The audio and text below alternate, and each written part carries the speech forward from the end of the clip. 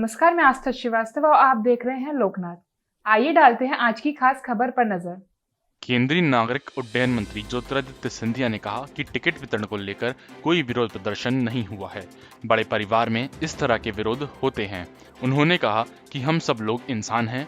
कई लोग अपने अपने क्षेत्र में मेहनत करते हैं, लेकिन टिकट एक व्यक्ति को ही मिल पाता है।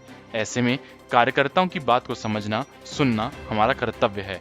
केंद्रीय मंत्री सिंधिया रविवार सुबह अपने आवास जय विलास पैलेस के बाहर मुन्ना लाल गोयल के समर्थकों द्वारा किए गए विरोध प्रदर्शन को लेकर पूछे गए सवाल के प्रति उत्तर में अपना जवाब दे रहे थे। वहीं उन्होंने कहा कि कांग्रेस में टिकट वितरण को लेकर कपड़े फट रहे हैं। ए फॉर्म की जगह बी फॉर्म दिया जा रहा है। वहां शीर्ष नेताओं में घमासान है। कांग्रेस को दलित और पिछड़ा विरोधी बताते हुए सिंधिया ने कहा कि मध्य प्रदेश में कभी भी कांग्रेस ने एक भी मुख्यमंत्री पिछड़ा वर्ग से नहीं बनने दिया है। वहीं कांग्रेस ने संविधान निर्माता बाबा साहेब अम्बेडकर को चुनाव हरवाया और जिसने चुनाव हराया उसे पद्मश्री भी दिया गया। यह है कांग्रेस का असल चेहरा है। एक सवाल का जवाब में उन्होंने कहा कि गुना सीट पर जल्द ही पार्टी प्रत्याशी घोषित करेगी। वे रविवार को स्थानीय वृंदावन गार्डन कार्यकर्ताओं को एक सम्मेलन को संबोधित कर रहे थे। मुझे उसकी अभी सूचना नहीं है, मैं तो चुनाव के इसमें लगा हूँ। पर प्रधानमंत्री जी की यही सोच और विचारधारा है कि हमारे जितने भी भारतीय नागरिक हैं उनको वापस सुरक्षित लाने की उनकी सोच और विचारधारा है। इस सूचना पे मेरी पूरी जानकारी नहीं है, मैं तो चुनाव प्रचार पे लगा हूँ। अखिलेश यादव ने कहा है कि कांग्रेस को अब जातिगत जनगणना की याद आ रही है क्योंकि उन्हें पिछड़ों की वोट की जरूरत है। पर ये तो प्रधानमंत्री जी, गृह मंत्री जी, हम सब लोग पिछले 4 महीने से कह रहे हैं। जिस कांग्रेस पार्टी ने सदैव जातिगत मतगणना का विरोध किया है, चाहे मंडल कमीशन के समय में, चाहे जब उसके पूर्ण रूप से क्रियान्वयन किया था वीपी सिंह जी के समय में, पूर्ण रूप से कांग्रेस ने विरोध की। पिछड़े वर्ग का सदैव विरोध किया है। मध्य प्रदेश में कभी भी पिछड़ा वर्ग का मुख्यमंत्री नहीं होने दिया। आज वो कांग्रेस पिछड़े वर्गों की बात कर रही है। जिस कांग्रेस ने सदैव पिछड़े वर्गों का शोषण किया है, आज वो कांग्रेस पिछड़े वर्गों की बात कर रही है। जिस कांग्रेस ने सदैव दलित समाज का शोषण किया है, बाबा साहब अम्बेडकर को चुनाव हराया, जिसने बाबा साहब अम्बेडकर को चुनाव हराया उनको उससे पद्मश्री से शोभान्वित किया, वो कांग्रेस पार्टी दलितों की बात करेगी? वो अपना गिरेबान में झांके दूसरों पर टिप्पणी करने के पहले।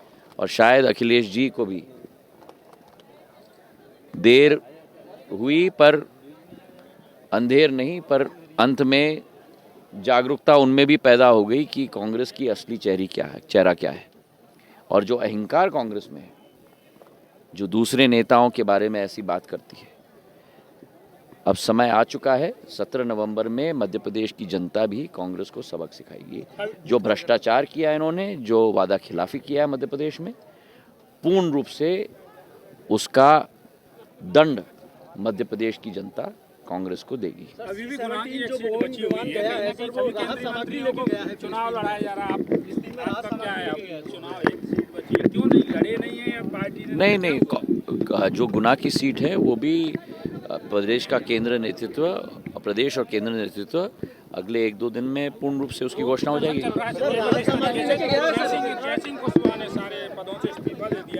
देखिए, नहीं, विरोध प्रदर्शन नहीं हुआ। स्वाभाविक है कि व्यक्ति, हम सब इंसान हैं, हम लोग भावनात्मक जरूर होंगे और इसमें कोई बुराई के बात या आपको मेरे प्रति उंगली दिखाना या मेरे प्रति किसी के प्रति उंगली दिखाने की बात नहीं है। आखिर में टिकट एक ही व्यक्ति को मिल पाता है। सभी लोग परिश्रम करते हैं और जब सभी लोग परिश्रम करते हैं तो सभी लोगों की आशा भी होती है कि उनका भी हक बने, पर टिकट तो एक ही दे पाते हैं।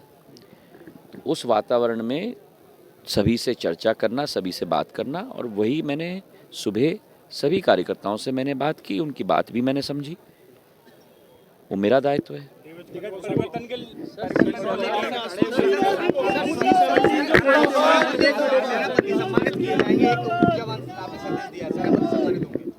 होना चाहिए। जो हमारी कार्यकर्ताओं की पार्टी है, जो कार्यकर्ता सर्वश्रेष्ठ नतीजा दे, उसका सम्मान जरूर होना चाहिए। और ये मैंने अध्यक्ष जी को निवेदन किया है। अब अंत में अध्यक्ष जी ही जिले में शीर्ष नेतृत्व हैं, वो निर्णय करेंगे।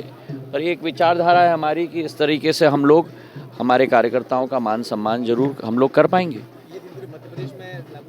अब मैं जहाँ जहाँ गया हूँ मैंने वहाँ जरूर कहा है, जो मैंने कहा है मैं अगर अध्यक्ष जियों को, अभय जी ग्वालियर के अध्यक्ष हैं, बाकी अध्यक्ष जियों को भी अगर स्वीकार हो तो ये कार्यक्रम हम जरूर करेंगे। कांग्रेस में तो अंदर विरोध है, बाहर विरोध है, ऊपर विरोध है, नीचे विरोध है, चारों तरफ से विरोध ही विरोध है।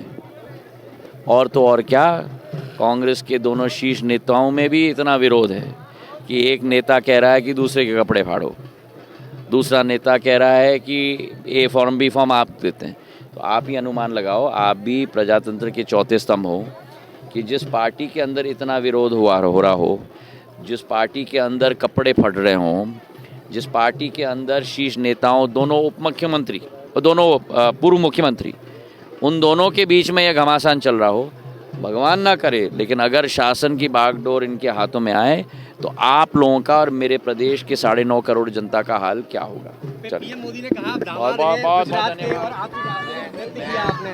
मैं धन्यवाद अर्पित करना चाहता हूँ। जीवन भर कृतज्ञ हूँगा कि सिंधिया स्कूल के ऐतिहासिक दिवस पे 125वीं जयंती पर प्रधानमंत्री जी के कदम पड़े और सिंधिया स्कूल के इतिहास का नया अध्याय की शुरुआत हुई। और हृदय की गहराइयों से सिंधिया स्कूल के एक एक परिवार के सदस्य के, चाहे वो छात्र हो, चाहे वो अध्यापक हो, चाहे वो अभिभावक हो, चाहे वो पूर्व छात्र हो, सबके तरफ से 10, 12, 15 हज़ार जो हमारे परिवार के सदस्य हैं किले पर, मैं उनका कृतज्ञ हूँ और जीवन भर उनका ऋण। ऐसी ही वीडियोस को देखने के लिए आप हमारे YouTube चैनल को सब्सक्राइब करिए। साथ ही हमारे अन्य सोशल मीडिया हैंडल्स जैसे कि Facebook और Instagram को भी आप फॉलो कर सकते हैं।